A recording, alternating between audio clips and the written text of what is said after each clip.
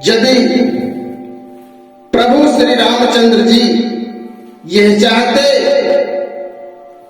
तो जो लंका का रावण माता जानकी का हरण किया था, पल भर में ही लंका से वापस ला देते। पल भर में उनकी इच्छा मात्र से ही लंका से माता जानकी स्वयं उनके पराक्रम से, उनकी शक्ति से भगवान थे। पल भर में ही माता जानकी को लंका से अपने पास बुला लेते। सभी देवता उनकी मदद करते, सभी देवता उनके साथ थे। वो सभी देवता के भी भगवान थे।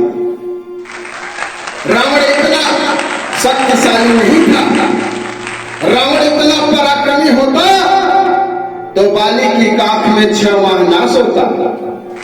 यदि रावण इतना शक्तिशाली होता तो बाली की काख में 6 माह नाश होता। इतना पराक्रमी नहीं था, भगवान से ज्यादा शक्तिमान नहीं था, भगवान से ज्यादा शक्तिशाली रावण नहीं था।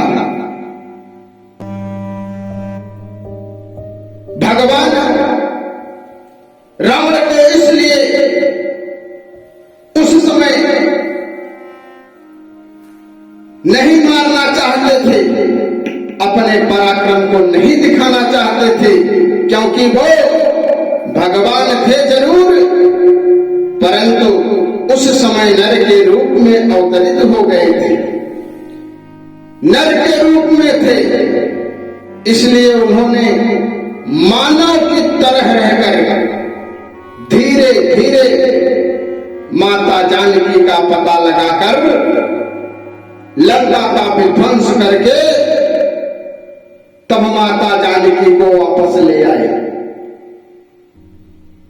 उनका एक तुच्छ सा सेवक था हनुमान, यदि चाहता तो पल भर में लंका का सर्वनाश करके माता जानकी को प्रभु के सामने ले आकर रख लेते, प्रभु के चरणों में आसीन कर देते।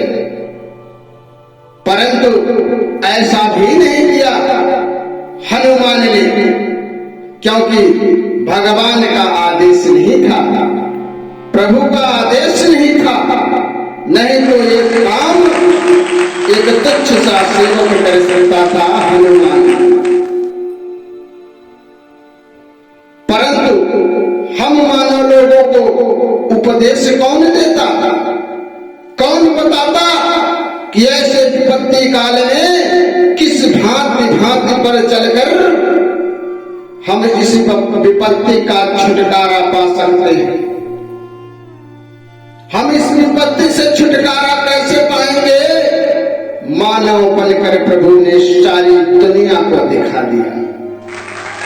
मानव बनकर श्री रामचंद्र जी ने सारी दुनिया को दिखा दिया कि पग पग चलकर किस तरह से माता जानकी को छुड़ाए। जंगलों में भटक भटक कर सुग्रीव से मित्रता की, बाली को मारा और बंदर भालुओं की सेना लेकर रावण पर आक्रमण किए। रावण पराजित हुआ और माता जानकी उसके चंगुल से छूट पाई। ये उनकी लीला थी, ये प्रभु श्री रामचंद्र जी की लीला थी, भगवान की लीला थी।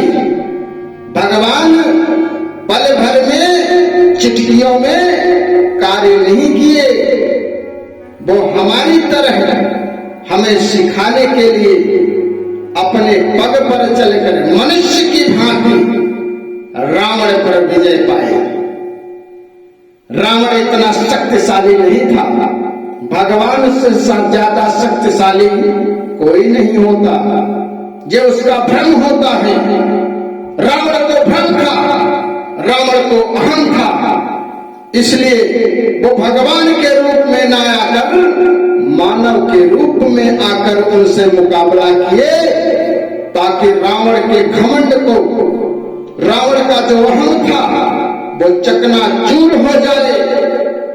जितना भी बल था, दुनिया में कितना भी बलशाली आदमी इंसान होगा, वो मानव से भी हार गया। रावण अपने आप को महाबली समझता था, पराक्रमी समझता था, इसलिए भगवान ने उसके अहम को तोड़ने के लिए मानव नर के रूप में धीरे धीरे उसके पास पहुंचे और उसके जो अहम था, भ्रम था, तोड़ दिया। किसी भी विपत्ति से घबराना नहीं है, हमें श्री राम जी के आदर्शों पे चलकर उसका मुकाबला करना चाहिए, हमें घबराना नहीं चाहिए।